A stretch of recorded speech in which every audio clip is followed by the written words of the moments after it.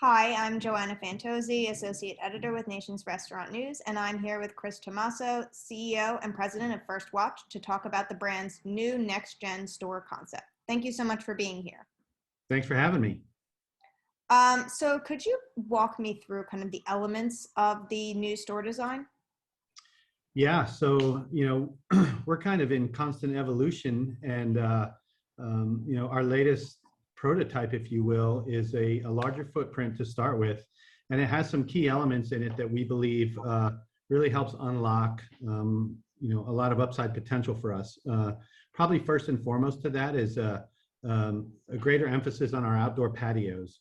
Obviously, with COVID-19, the focus on outdoor dining was, greater than it's ever been, and that's a key element of a really great brunch experience, is being able to sit outside wherever possible. So, excuse me, we've been focusing on that. But then when you walk through the front doors, there's been a focus again by us on a bar and a counter environment, where a lot of our restaurants now that we're building have indoor-outdoor bars where you can sit on either side of the bar and be outside or inside, and our staff is in the middle, kind of serving both, and that coincides with the national rollout for us of an alcohol program. So it's really working really hard to create more of an occasion than a visit, I would say, and those are two of the key elements, but in a larger footprint, like I said.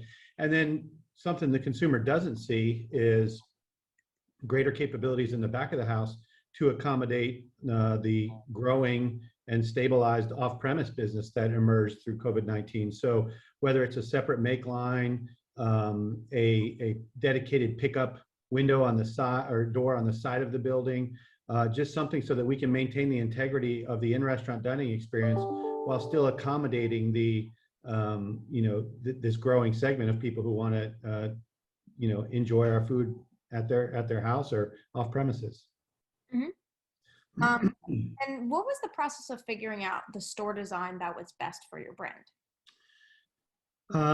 We put together kind of a task force internally, and actually brought in a lot of restaurant level operators to just to collect ideas and find out where any pinch points were, or what governors we might have had on being able to accommodate the unfulfilled demand that we have. And so a lot of the best ideas came from our general managers and our field level ops folks, and we implemented as many of those as we could. And as you would expect, they had a high return, because those folks are dealing with this every day, and they know what's keeping them from being able to even do it at a higher level. Mm-hmm. So how many stores is this in already, and will you be retrofitting the rest of your portfolio? Yeah, so we have it, we have pieces and parts of it in probably about 30 restaurants.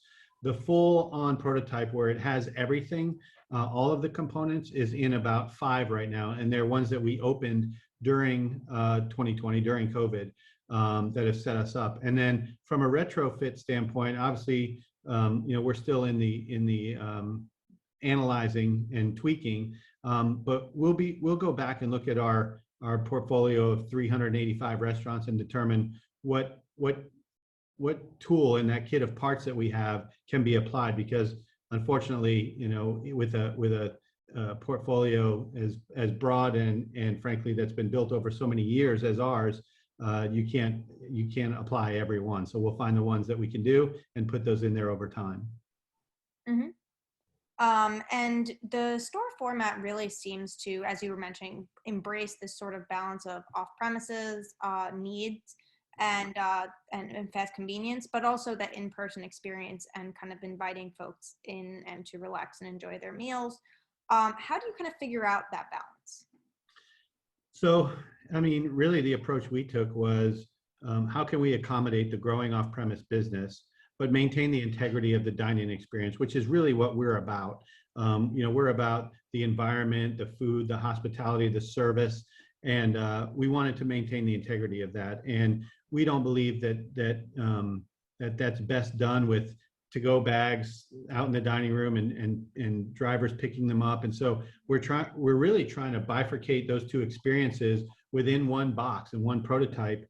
And actually, it's better for each of those two experiences to do it that way. And so that's been our focus. Mm-hmm. And how does technology come into play with the design? Yeah, technology is key. We've implemented a lot of new technology on both those fronts, whether it's unlocking our ability to allow our customers to order online, to allow our in-restaurant dining customers to put their name on our wait list remotely, so that they can do it while they're when they're leaving their house and know about what the wait time is. It's both of those things have been great, and likewise, obviously, how you take payment is a big part of that too. So we've implemented touchless payments with Google Pay and Apple Pay, and the chip and pin in our restaurants. So all of those things, every single element like that reduces some little point of friction, and the more of that you do, and the less friction there is in the customer experience, the better off you are.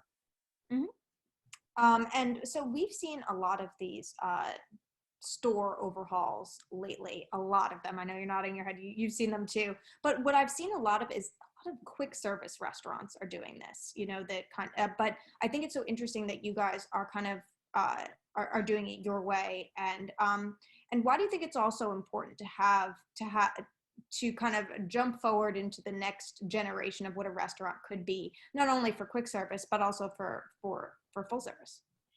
I think let's hope that COVID-19 is a once in our lifetime type event. And when there are things like that, there are massive changes in consumer behavior because of it. And a lot of this is reaction to that. So again, you have to ask yourself, do you think people will want to eat outside less than they did before COVID-19? The obvious answer is no. They're going to want to eat outside more, even if COVID-19 is not top of mind anymore. I think it's a subconscious thing. And likewise, you have to take a little bit of a bet that all these folks that went from not ordering any food online to be delivered to their house, to now doing that on a regular basis, whatever that regularity is now, even if it's not as frequently as it was during COVID-19, you want to be in a position to take advantage of those big consumer shifts. So we spent a lot of time and worked in overdrive to get those